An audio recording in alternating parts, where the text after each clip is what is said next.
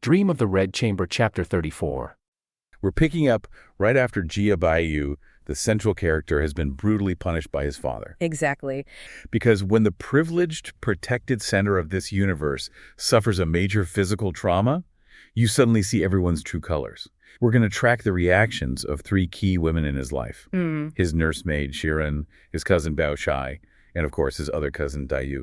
Their responses really define them. Okay, so let's start with the immediate scene. The grim physical reality of it all, which Shirin has to deal with. The description is, it's pretty unflinching.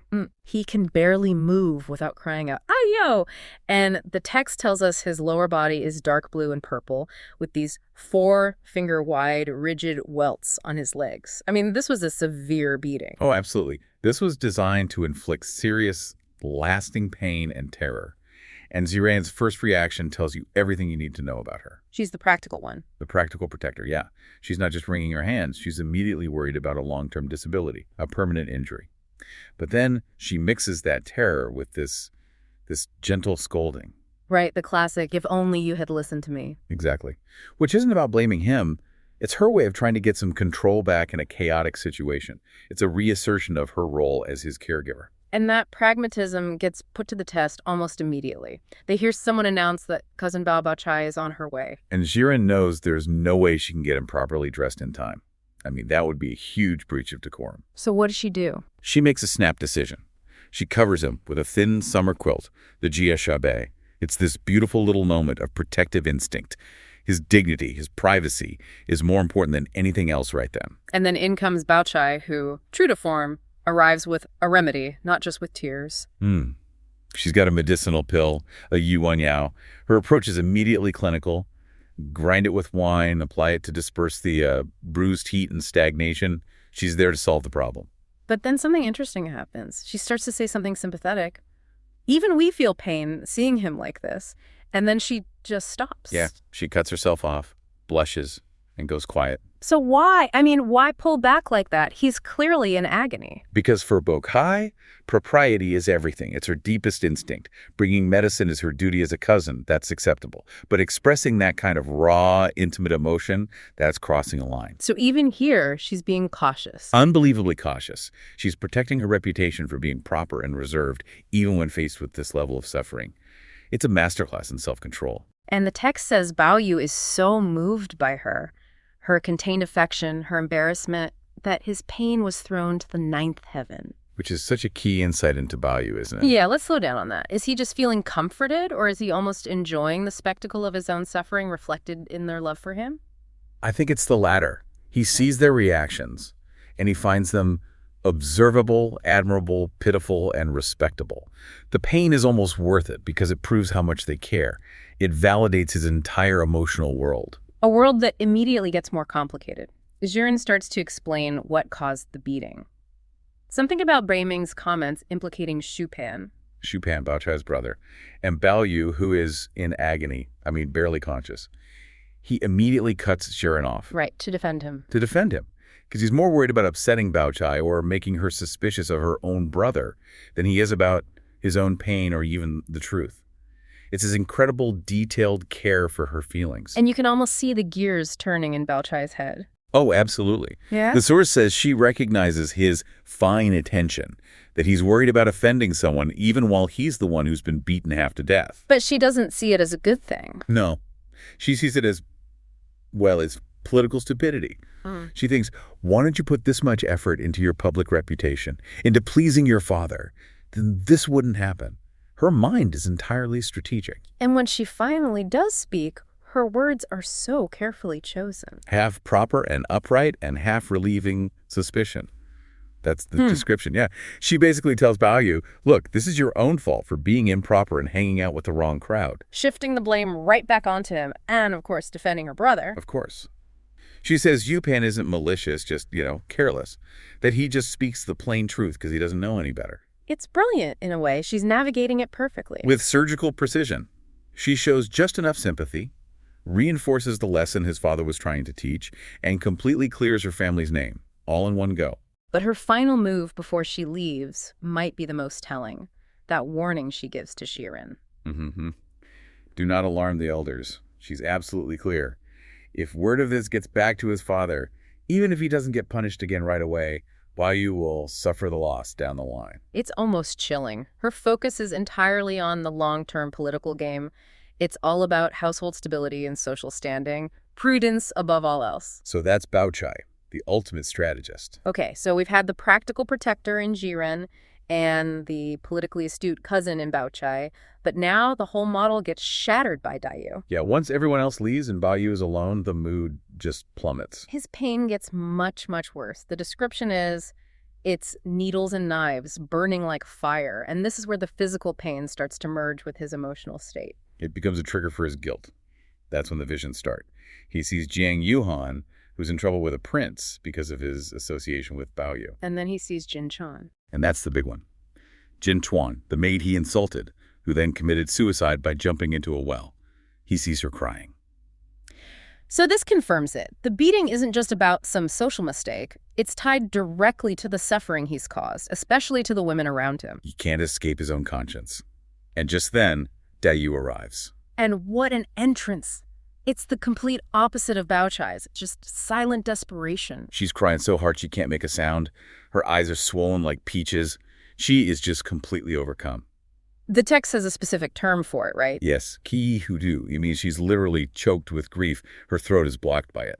This is a physical, gagging response to her emotional terror for him. And what's Baoyu's first reaction, even in his state? He scolds her. He's worried about her well-being. He tells her she shouldn't have been running around in the heat, that she might get sunstroke. Incredible. Even then, his focus is entirely on her. It's their whole relationship in a nutshell. And she wants to say 1,000 things, but she can't get the words out. She finally manages one sentence. Just one, after this long, painful silence. I hope you change from now on. Yeah. It's not advice like Bao Chai's. It's a plea. A desperate, terrified plea for him to just survive. And that just breaks him. He sighs and he makes this ultimate declaration. Yeah, this is the moment. He says, "Don't say that. Even if I died for people like you, I would be willing." He turns the whole thing, this horrible punishment, into a romantic sacrifice. He does. And that's where the emotional contracts get signed. Bao Chai's response was about social prudence. Dayu's is about this raw, selfless love. And in that moment, Baoyu makes his choice. His love for people like Dayu, people who get his true emotional self, is more important than his duty, his reputation. Or even his own life. He chooses emotional truth over the entire patriarchal system. But this incredibly intense, intimate moment, it doesn't last. It's immediately interrupted. By the real world crashing back in, an announcement. Second Mistress Fengji has arrived. And Dayu's reaction is just sheer panic. She runs off to the back courtyard. Because she's terrified that Fengji, who is famously witty and sharp, will ridicule and tease her for her swollen eyes, for showing so much emotion. Wow. So even after a declaration like that, the fear of social mockery is more powerful. It's the final tragic reminder of the cage they all live in. The need to maintain face, to keep up appearances, it just overrides everything, even the most profound emotional truth. And then the scene just sort of closes down. Baoyu drinks a couple of mouthfuls of soup and falls asleep. And Jiren steps back into her role as the manager. She handles all the other visitors who come calling, all these important wives, and politely turns them away, saying he's resting, she's restoring order. The beating itself was quick, but the emotional cleanup took hours. And it was managed almost entirely by the women. Jiren kept the house stable, Bao Chai managed the political risk, and Dayu. Well, Dayu reminded Baoyu what was actually worth dying for. But like you said, the real drama isn't the physical pain, the bruises.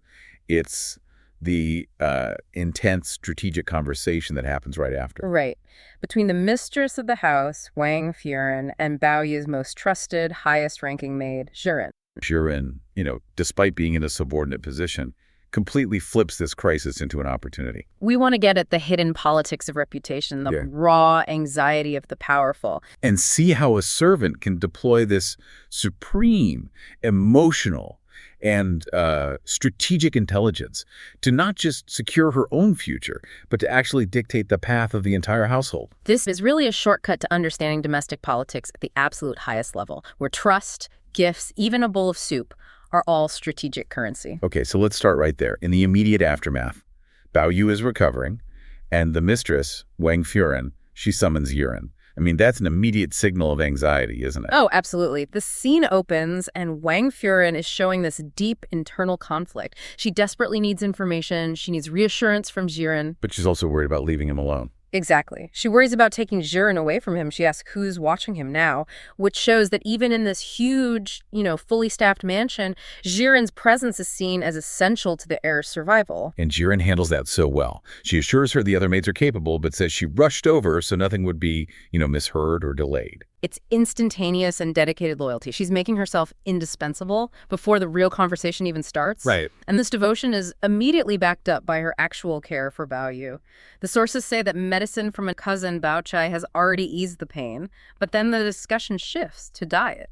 And this is where Jiren reveals her specialized strategic intelligence. It is. Baoyu was craving, of all things, swan metang sour plum soup, a simple comfort drink.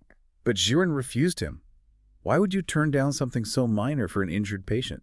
Because Jiren is thinking in terms of sophisticated traditional Chinese medicine.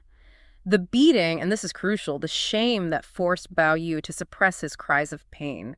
It had caused internal inflammation. Trapped heat. What they call resue. Exactly. Hot poison, hot blood. So internal toxins are building up. Uh-huh. And she feared that the sour plum's highly shuling nature, it's astringent, it's constricting. What could trap it all inside. It would literally trap that fever and poison within his body. It could cause a serious long-term illness, maybe even death. Wow. So she's refusing him something pleasurable, not out of cruelty, but because she has this critical, high-stakes medical insight that maybe even Wang Furen didn't have. She swaps a dangerous desire for a safe alternative.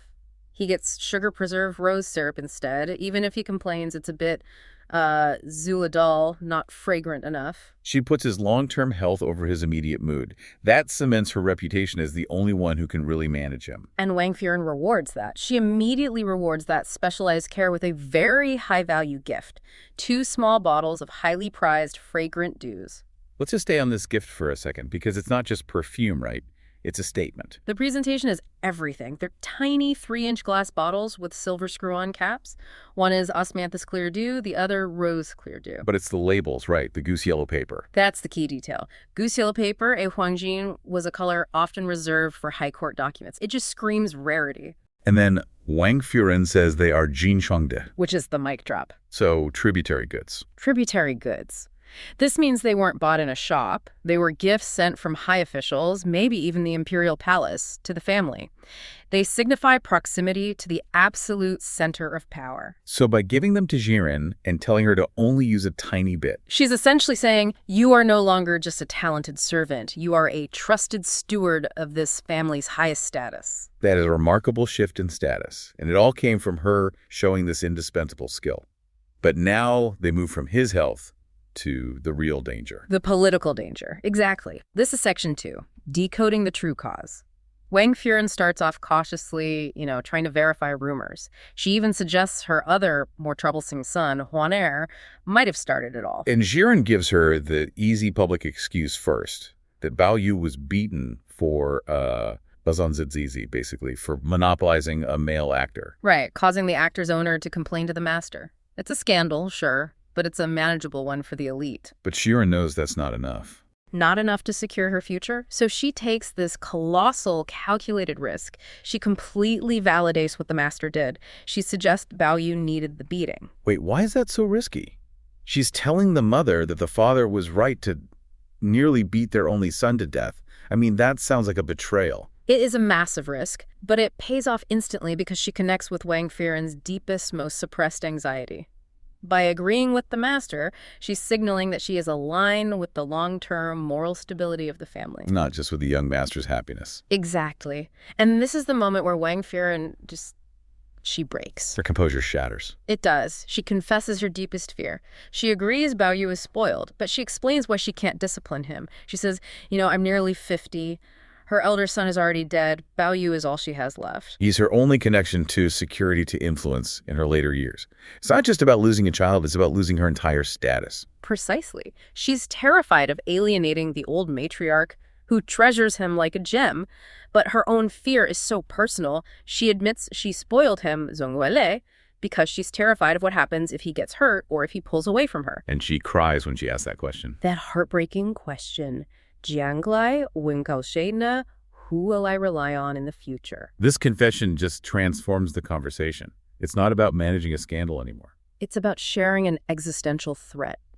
And Jiren is no longer just a maid. She is now the only other person in that room who truly understands the political vulnerability of the mistress. And having built that alliance, she moves right to her big strategic play. Which brings us to Section 3. First, she expresses her own anxiety. Riexuanzi, day and night I've been worried. She says she was afraid Wang Furen would doubt her motives, that she'd lose her security, her zong shanzi di. That's clever. She's framing her own ambition as being identical to the family's stability. Absolutely. By admitting her own vulnerability, her loyalty looks selfless. She builds that trust, showing her fate is completely tied to Baoyu's good behavior. And then she drops the truly radical proposal. She asks for guidance on how to move Baoyu out of the Grandview Garden. Moving him out of that beautiful, idyllic sanctuary he shares with his female cousins, Lin Daiyu and Bao Chai. It's a huge change to the whole household structure. Of course. So Wang Furen immediately assumes the worst. Jumps right to it. She suspects some current sexual misconduct.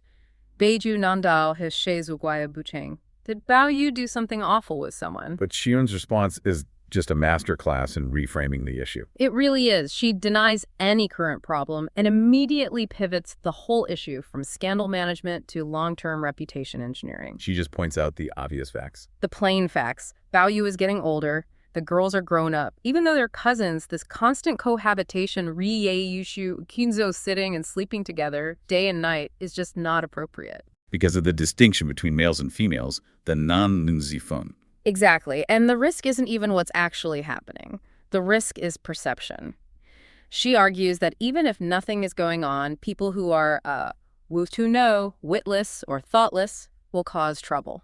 And malicious people will start rumors. The ones who start the mouths of petty men gossiping. And rumor is everything in that world. It could ruin his entire lifelong reputation, his Xingming Ping Ming. So she seals it with that proverb, Dingsbang Buran. A gentleman guards against the unexpected. It's an airtight case. She's not talking about internal discipline anymore. She's weaponizing the fear of public shame. She used the physical trauma of the beating to pivot to the greater permanent trauma of social ruin. And this is what just stuns Wang Furen, which moves us into Section 4, the transfer of power. The sources say she was completely stunned. Her reaction was roulé from Dian Chedeyuban, like thunder and lightning. And we know exactly why she was so stunned. Jiren's warning about unsupervised maids and reputation, it immediately triggers the most painful memory in that whole household. Yes, the Jinchuan incident. We need that context. Jinchuan was a younger maid. She'd been flirtatious with Baoyu. When Wang Furen found out, she cast her out very harshly. And Jinchuan, overcome with shame, committed suicide. Threw herself into a well. That incident was Wang Furen's absolute nightmare. Scandal leading to death, all from a lack of proper boundaries. Jiren's proposal speaks directly to the root cause of that trauma. So she realizes Jiren isn't just thinking about herself. She realizes Jiren is protecting the family from a repeat of that immense shame. Wang Furen immediately praises her for having Jigesen Nisheng's such breadth of mind and for protecting the family's Shengming Timian, their reputation and dignity. And the consequence is the ultimate transfer of power. Wang Furen officially elevates her. She says it outright. I put him in your hands. Preserve him and you preserve me. I will certainly not fail you. In one conversation, Jiren has transformed herself from a high-ranking maid into the official, indispensable moral guardian of the heir. She's now a political extension of the mistress. A partner in preserving the family line. And we see the result of this new authority almost immediately. Baoyu's awake. He's happy with his new fragrant dew, but he's still worried about visiting Lin Daiyu. And he doesn't just sneak out this time. He uses Jiren as a diversion. He asks her to go to Bao Chai's house to borrow a book. That little trick is so important. He knows her authority now goes beyond just his physical comfort. She's a moral gatekeeper. He's testing her new boundaries. He has to work around her now, not just ignore her. He knows the rules have changed because Jiren successfully changed them. He's recovering, he's in a lot of pain, but he is determined to reach out to Daiyu. He is, and he calls his maid, King Wei, and just tells her, go to the bamboo lodge. But Qinwen, who is always the pragmatist. Oh, she's the best reality checker. She immediately pushes back. She basically says, look, I can't just go over there empty-handed. What am I supposed to say? I'll look ridiculous. She needs a concrete reason, a pretext. Exactly. And it's that demand for something concrete that leads to, well, our first critical artifact. Right. Baoyu gives her 2 old, used handkerchiefs. And he's almost delighted by this. He insists, just take these. She'll naturally know what they mean. Which is just so cryptic. It is. And Qingwen's confusion is completely justified. I mean, think about it. A proper gift should be new, maybe valuable, at least clean. Sending used laundry is odd. She thinks he's mocking her. She actually says that, doesn't she? She does. She says something like, she'll probably get annoyed and say you're mocking her. It shows you the risk he's taking. So why wasn't it seen as an insult? That's the gamble of intimacy, isn't it? He's betting that she, and only she, will understand that their used old state is the whole point. Precisely. And when Qingwen gets there, Baoyu is, at first, a little confused. She gives the standard polite response, your gift should be top quality, send it to someone else. But then Qingwen clarifies. She clarifies. She says they are specifically not new, just everyday old ones. And that's the moment. Baoyu just stops. And the penny drops. The penny drops. She has this profound epiphany. She completely gets the message and tells Qingwen to just leave them and go. The maid leaves, still totally baffled. That's how deep the secret code runs. So the old status was the key. It's a message that says, our connection transcends formality and wealth. It's bound by our shared pain. Yes, it's an acknowledgement of their shared suffering. And this realization just throws Baoyu into this incredibly intense emotional spiral. The text gives us this amazing psychological roadmap of her mind. Okay, let's walk through that. What's the first feeling? Joy. Pure joy that he understands her. But then almost instantly, that's followed by sorrow. Sorrow over their uncertain future. Exactly. And then this kind of strange moment of amusement. Just the ridiculousness of the situation. Communicating through 2 old cloths. It is a bit absurd. And then what? Then fear. Deep fear. Because this is a private secret exchange. And finally, shame. Shame and self-pity over her own constant crying. Of those 5, though, joy, sorrow, amusement, fear, shame, that fear seems like the one that really dominates. I think so. Because this exchange confirms their intimacy, but it also confirms the danger of it. If anyone else found out, the scandal would be devastating. And that knowledge, that fear, it's so raw it almost makes her physically sick. And we see that, don't we? She feels fire hot. She looks in the mirror. Her face is flushed.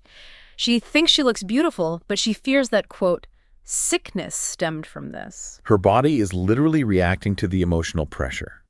And now she has this dangerous artifact, and instead of hiding it, she does the riskiest thing possible. Which brings us to part 2. Right. She ignores all propriety, all risk of suspicion or taboo, lights a lamp, and writes her reply directly onto the handkerchiefs. She's turning a temporary gift into a permanent, incriminating record. It's a huge risk. Yeah. But the poetry itself is just stunning. She asks, tears flow for whom? She calls the kerchief shark gauze, recognizing it's a gift of sorrow. And then the second part is about the sheer volume of her tears, isn't it? They're described as rolling pearls and jade. She can't wipe away the stains from her pillow or sleeve. It's this admission of just unending private emotional exhaustion. And then in the third poem, she elevates it. She pulls in this powerful classical illusion. The Shang River illusion. Which, for anyone who needs a quick refresher, this is maybe the ultimate symbol of enduring, heartbroken female devotion in Chinese literature. Right. The bamboo on the riverbank is said to be stained by the tears and blood of Emperor Shun's consorts who grieved his death. So by referencing that, she's placing her own private grief into this grand, almost mythological tradition of noble, tragic love. It's an incredibly powerful artistic statement. It seals their secret bond, and she falls asleep holding them. Just what a profound moment of connection. It is. But while that secret intimacy is being forged, a completely different destructive chain reaction is kicking off somewhere else. So now we shift to the chaotic household of Su Pan and Bao Chai. We go from poetic symbolism to just raw public rage. Bao Chai is already suspicious that her brother, Su Pan, is the one who started the rumor that got Baoyu beaten. And this is where we get a really interesting look at reputation, right? The sources make it clear that the accusation against Su Pan was based on a guess. It wasn't true. Not true at all. But it was accepted as truth because, well, he has such a terrible reputation. The text says he was, quote, bitten to death by one voice. His past actions have already convicted him, essentially. He's already guilty, in the court of public opinion. So when he comes home, drunk, and completely innocently asks about Baoyu's injury. He has no idea he's being blamed. None. And his mother, Suhima, just explodes. You wicked thing. It's all you're doing, and you have the face to ask. He's genuinely shocked. He denies it, right? He says something like, if everyone says I murdered someone, you'd believe it, wouldn't you? He does. But then his mother turns his sister, Baochai, against him. And Baochai tries to mediate, but what she says is just devastating. She tells him that even when he's innocent, everyone will suspect him, and then she delivers the final blow. Need I say others? I would suspect it first. Oof. Yeah. And that just sends him into a blind rage. He vows to go smash that wretch's teeth, but then he turns on the source of the problem itself and threatens to go beat Baoyu to death to solve it for good. Just a total meltdown. A total meltdown. But then, trying to defend himself, he makes a critical error. He tries to argue that Baoyu invites trouble. And he brings up the incident with the boy, Ki-wan. Right. He says, he'd met Ki-wan 10 times and nothing happened. But Baoyu gives him a sash on their very first meeting. And this is the moment of perfect dramatic irony. It is. Because what do his mother and Baochai immediately exclaim? Don't bring that up. That is exactly why he was beaten. Exactly. So in trying to prove he didn't spread the false rumor, he accidentally confirms he knew all the details of the actual scandal. He's completely cornered himself. He has nowhere to go. And so, unable to argue with Baochai's logic, he lashes out. He attacks her deepest, most secret hope. This is the moment the family contract just breaks. And to really get it, you have to understand the stakes of the Golden Jade Alliance. This isn't just a rumor. It's the central marriage plot. It's everything. It's ambition, stability, Baochai's entire future. It's the whole reason she's there. It drives all of her polite but, competitive behavior. And Xu Pan just exposes it all in a fit of drunken rage. He yells it, I already know your heart. Mom told you your gold lock must choose one with jade to match. You saw Baoyu had that ridiculous junk, the jade, and now you constantly protect him. Wow. Just lays it all bare. He does. And that, the exposure of her secret ambition, her motivation, it leaves her completely stunned, crying. It's a wound that's so much deeper than any insult. He immediately regrets it and leaves, but the damage is done. Oh, the damage is done. She cries the entire night. She wakes up distraught, doesn't even wash or dress properly. Yeah. Her distress is just raw and visible for everyone to see. And this brings us to that final, brilliant, ironic scene where these two story threads finally cross. Yes. Baochai looking a mess, tear-stained eyes. She runs into Lin Dayu under the flowers. And this meeting is just perfect, isn't it? Yeah. Dayu, who has just experienced this moment of true shared intimacy, sees Baochai, whose distress is purely social and political. And Dayu observes her state and offers this stinging piece of comfort. It's so cold. She says, Sister, take care of yourself. Even if you cry out 2 vats of tears, they won't cure a whipping wound. Ouch. What she's really saying is, your tears are useless. You're crying over a failed marriage plot. My connection with him is about real suffering. It's a moment of quiet, observant cruelty. She's stating a truth. Physical pain heals. But the wounds from rumor, from family betrayal, the kind Baochai just got, those are much harder to cure.